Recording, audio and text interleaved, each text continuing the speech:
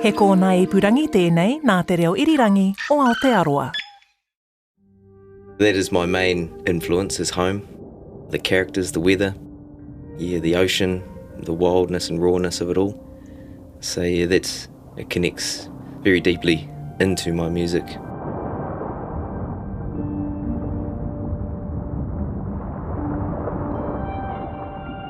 Kia oranga, kohi mai rā.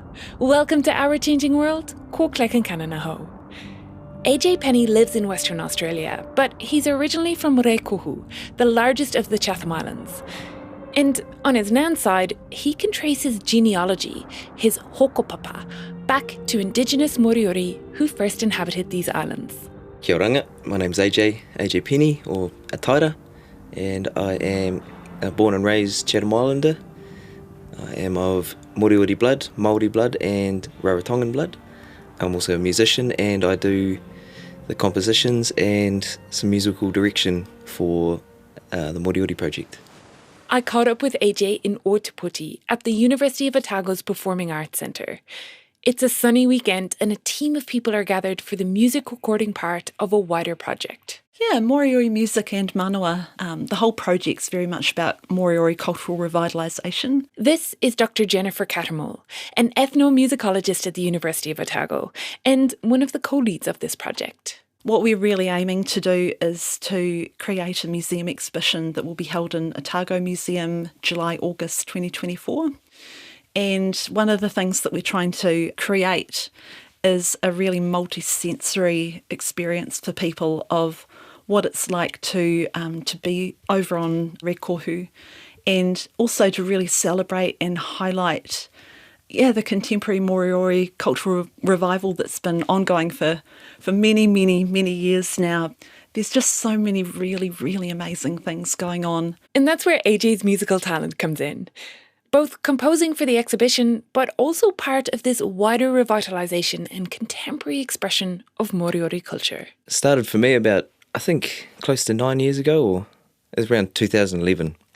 And I was just writing a song for my projects under Black Robin, and then I wanted to incorporate some Moriori words. So I emailed Hokotehi Trust, or Susan and Maui Solomon, and just asked for language files they had on hand to just see if I could incorporate some, and then they kindly emailed back about a couple of weeks later and gave me the opportunity, or opened the door for me to compose music for rongo and melodies too for the old rongo from my ancestors and that. So since then we've created 2 EPs. One's a CD that's only at Hokotehi, I'm pretty sure. The other one is on Spotify, and the next ones I'm recording now currently, and also with this project too, we're recording some, so yeah. Tapuko Taku e kumawiri Tapuko Taku e kumawiri.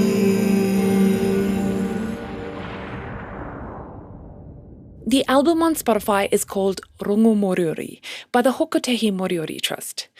The songs, the rongo, are a mixture of AJ's compositions, taonga puro, field recordings, and lyrics that were collected some time ago. A lot of the words that they use are from Alexander Shand or Hiruana Tapu. Hiruana Tapu was, he had the foresight back in the 1800s to 1900s to work with a man named Alexander Shand, who was on Rēkohu at the time, to keep track of all the history, or as much history as they could, in the language and rongo. But unfortunately a lot of it got burnt to the ground with Alexander Shand in the early 1900s, I'm sure. But what we have left, that's what we use. I'll get gifted the rongo from Hokotehi, and then I get the translations as well, because that helps a lot to sort of understand, so I can really connect to what the ancestors were praying for or singing about.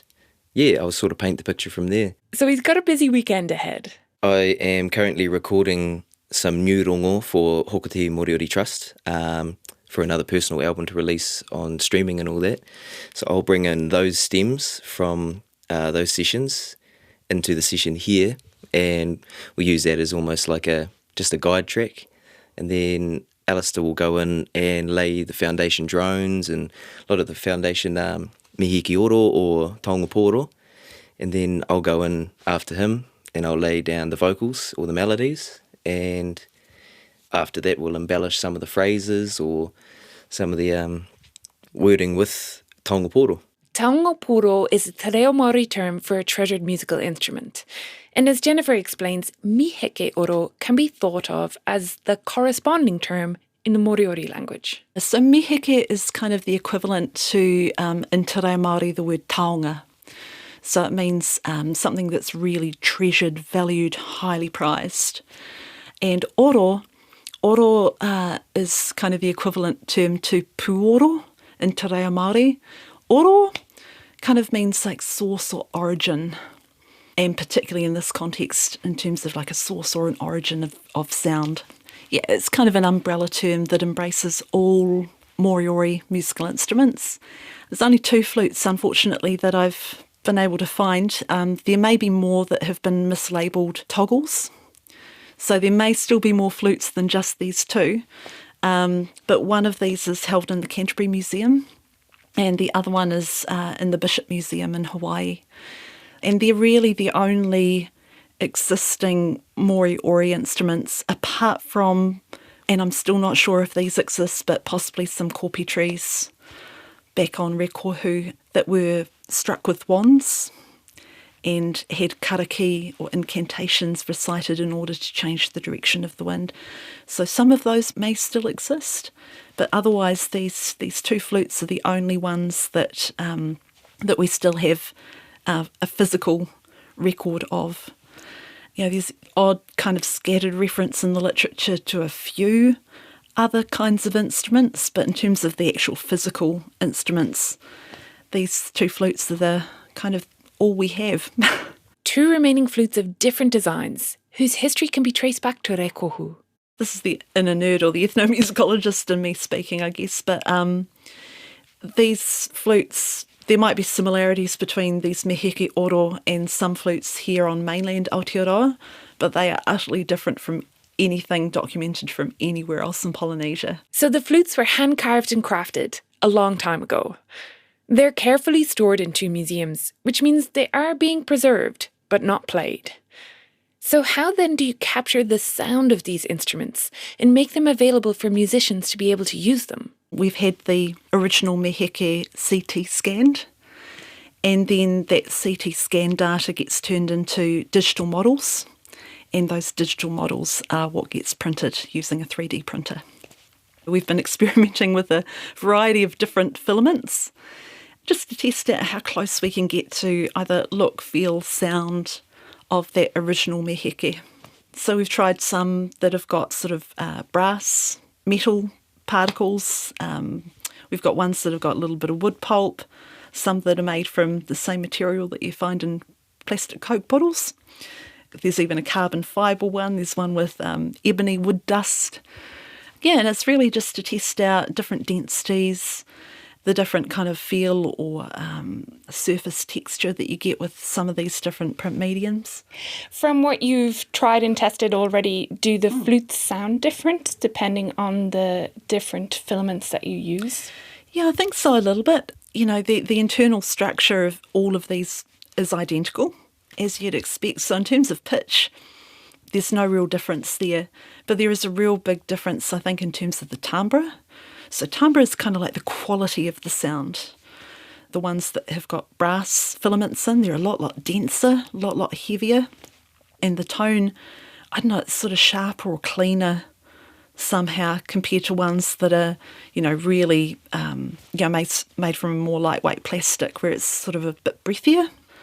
The one I'm really excited to try is a product called Simu Bone, which Gianna's just been over to the United States, which is the only place where they would sell it. They wouldn't ship it here to New Zealand, but she's managed to buy some, and they use it to actually print like replacement human joints for medical applications. So Dr. Gianna Savoy is the other co-lead in this project, based in the Centre for Science Communication. And the thing here is that because there are no Moriori bone flutes remaining outside of museums and no recordings of them being played, no one really knows exactly what they should sound like, and therefore which material is best. But alongside this 3D printing, there was also a wāngana to carve flute replicas, using what is believed to be the original material, something carefully sourced from Dock and Tuhura Otago Museum. We used toroa bones, albatross bones, also called hopo by Moriori, and traditional tool materials. This is Alistair Fraser, taonga pūro musician and maker. Kia ora, ko Alistair Fraser tōku ingoa. A manu whakatangitangi a ngā taonga pūro and kaihanga a ngā taonga pūro and me heke oro. Alistair and I are chatting in the large and beautiful recording space at the university. And on a small table beside the microphone are a collection of miheke oro, which he brings me to see. Okay, so this first one I have in my hands is a shorter miheke hopo. So it's a toroa wing bone from the ulna, and we used a 3D print as a template to guide us with the wini, the finger holes, and the length. That's about 10, 12-ish centimetres? About that, yeah, it would be, yeah. And how do you play that? So this is cross-blown, and this looks much like a kōwaua toroa.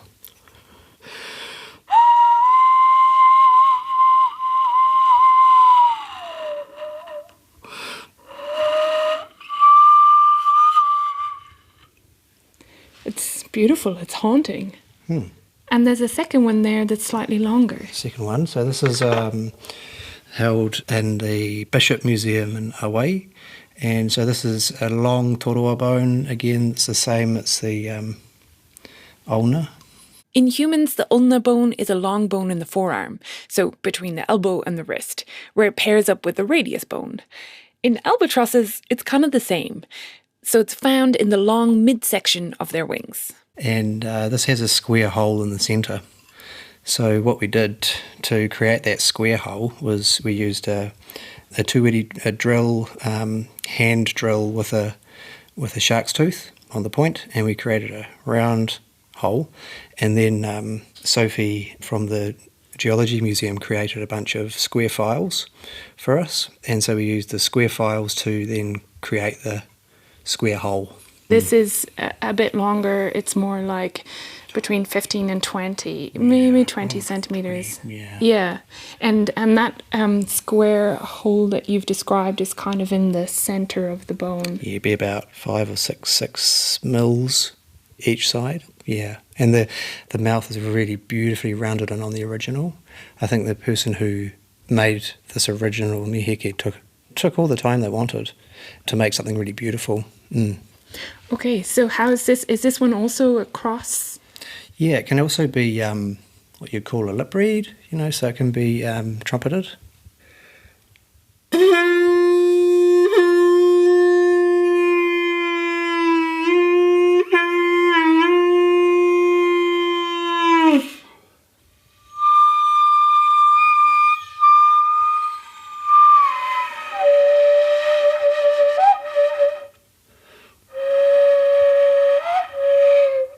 When Jennifer Katamole had a look at this in the Bishop Museum, it came with the name Pawawau, and so we have a name for this taonga, this miheke, which is really quite special. Usually in museum collections, they say, we bought this in 1880 from this auction, and that's it.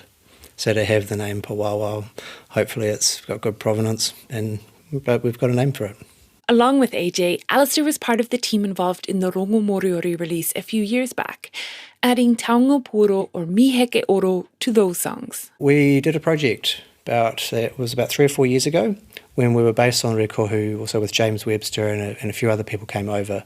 And that was really probably the genesis of this current project. We looked at the island and we looked to see what we could play. And so there are other miheke oro that don't necessarily need reconstructing in a way, and that they're already there on Rēkohu. And we can see some of these just over here if you want to have a look. I was expecting more flutes of some kind, But instead, there's like a little collage of things that you might gather from along the seashore. So just over here on the table, we've got nihiki oro that we're going to record for a sample pack, and we have some little shell kawawa. I could just play one.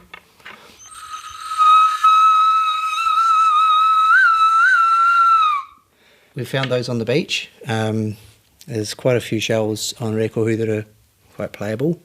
Can you just explain that to me, how a shell is playable? Oh, right. So it's playable much like I was playing the mihiki hopo, in that it's cross-blown and you just need to cut the open waha of the shell with your breath.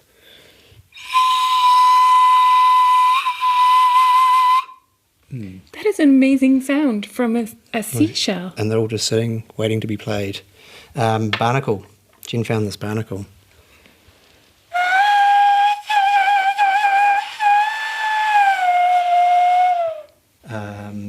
Okay, so I've got a coda, a crayfish leg, and it's had some holes drilled in it.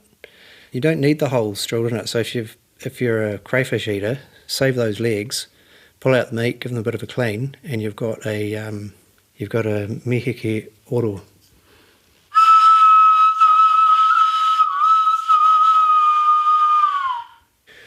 One of our first walks that we did with Moe Solomon and James Webster on our project 4 years ago, we found a seal skull, and it already had stones in it, and we picked it up and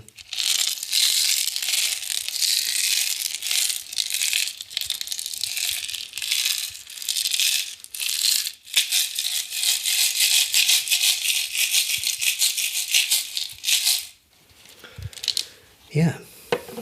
And here we've got some basalt, lots of basalt on Rēkohu, and it's a beautiful sound.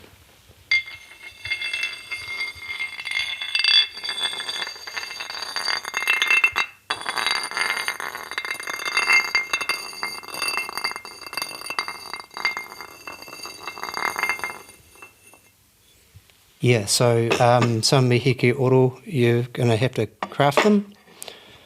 And, shells and other things, you just experiment with what's out there and see what makes the oro. These are all part of the catalogue of instruments that the team will use for the exhibition. Here's Jennifer Cattermole again. There's this wonderful, wonderful quote that I remember at the end of a documentary about taonga pōro. The documentary is called Voices of the Land. And I think it's Brian Flintoff talking about how, in the absence of living culture bearers, we still have the land as our teacher. And because so little information was documented about Moriori musical instruments, to a large extent, we're sort of taking that approach, the land is our teacher. So a lot of it is based on, and this is slightly dangerous territory, fully acknowledge that, a knowledge of taonga pōro, a knowledge of other instruments that are found elsewhere in Polynesia, and going into those environments over on Rēkohu and kind of in a way putting ourselves in the position of some of those earlier settlers to the islands and thinking, what's here that makes interesting sounds? What can we use? How can we play them? So it is experimental, and we've been hopefully pretty clear with everybody that we've been sharing this work with that, Moriori may or may not have done this historically, we don't know, but these are local materials that you can create these beautiful, beautiful sounds with. The exhibition in July and August next year will be the culmination of all of the work, and to create it, the university team are working closely with Hokotehi Moriori Trust. It's an extreme honour to be able to recreate the expressions of those before us, of our karapona and our tetua, our gods, and be able to share that with others. This is Deborah Gooms. Tēnā ko uri o rongoma whenua au, ko waina pono o Rēkohu. Deborah Gooms pa ingo. I am Pauhapai for the Moriori Music and Manawa project on behalf of Hokotehi Moriori Trust. Pauhapai means the pillar that supports, which of course is key to the exhibition reflecting Moriori culture in a contemporary, multisensory way. There is a lot of interwovenness in the themes in terms of how we connect sounds with the environment, the importance of what Nunuku's law is, what that means and how we share that. And it also gives a sense of understanding the island by drawing in aspects of the ocean and the wind as part of that sensory experience. We have some very special component of the exhibition to do with our kopi grove, where our rako mamori, our tree carvings, and the expression of art and storytelling and knowledge. It's more than just about that experience, but it actually brings to life the mauri, the energy. So you've got a real sense of wairuatanga, that spiritual aspect. So, the project has endeavoured to capture ta'ao Moriori, the world of Moriori, in such a contemporary approach in order to really bring those traditions alive. Kopi is the Moriori word for karaka trees, introduced to the Chatham Islands by the Moriori people. And Nunuku's law is the covenant of peace by which the Moriori live by, reflected in the salutation me rongo, in peace. Because as well as meaning song in the Moriori language, rongo also means peace. And one of the things that, really shines for me with our people, our elders of yesterday, is that we are a very happy, harmonious people through our Nunukutanga, the peace tradition, but also throughout manuscripts I've read how our people were always singing and, they were dancing and they were happy people, and even now that makes me smile. But, even to capture those expressions of yesterday and bring them into this exhibition is, we're really sharing what it is like to be a peaceful people. Music is often hailed as a universal language, able to connect across all cultures. And that's AJ's passion, working with the Trust to bring the traditional rongo into contemporary times and use them to celebrate Moriori culture, both with Moriori people, but also with others.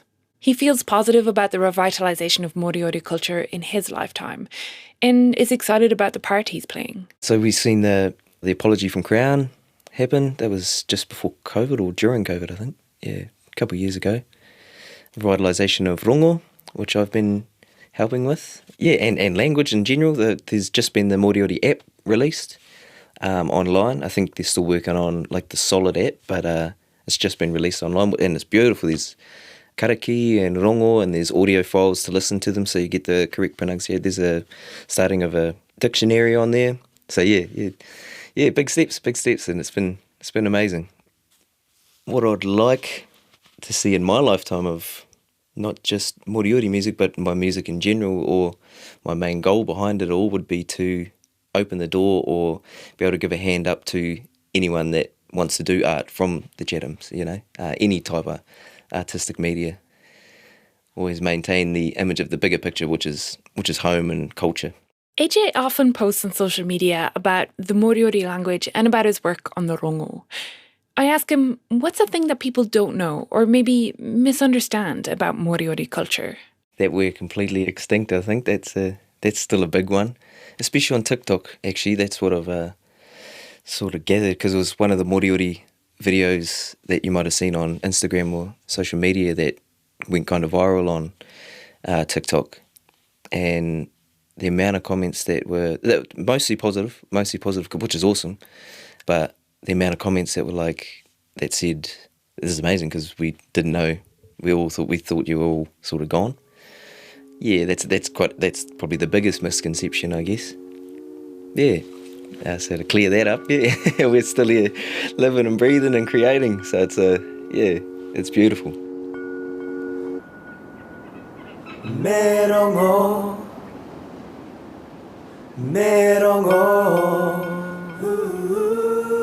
hear the rongo through the kopi trees. Sing of aroha and sing of peace. Sacred ancestors, calm our souls, set us free and make us whole. We are this land, we are this sea. And Thanks to musicians AJ Penny and Alistair Fraser, and to Dr. Jennifer Cattermole of the University of Otago and Deborah Greens of the Hokotehi Moriori Trust. Thanks also to the musicians and the Hokotehi Moriori Trust for allowing the use of their compositions for this episode. This one was produced by me, Claire Concannon, with help from William Ray and Ellen Rikers. Sound engineering is by Phil Bend, and Tim Watkin is executive producer of podcast and series at RNZ. You can find the Hokotehi Moriori Trust Rongo Moriori on Spotify, and AJ also produces his own music with his band Black Robin, and they too are on Spotify. We'll include links on our webpage, rnz.co.nz/ourchangingworld. Now, if you'd like to hear more, a longer excerpt of the interview that AJ and I did will be played on Culture 101 this coming Sunday. And if you want to know more about Moriori history, I can highly recommend the Aotearoa History Show episode by Mani Dunlop and William Ray on the topic. Plus, The Detail have an interesting episode from February 2020, around the time when Moriori signed a deed of settlement with the Crown. I'll put those links on our webpage too. If you've got feedback for us, you can always email ourchangingworld@rnz.co.nz or find us on Facebook or X, where we are at RNZ Science. Thanks so much for listening. I'm Claire Concannon.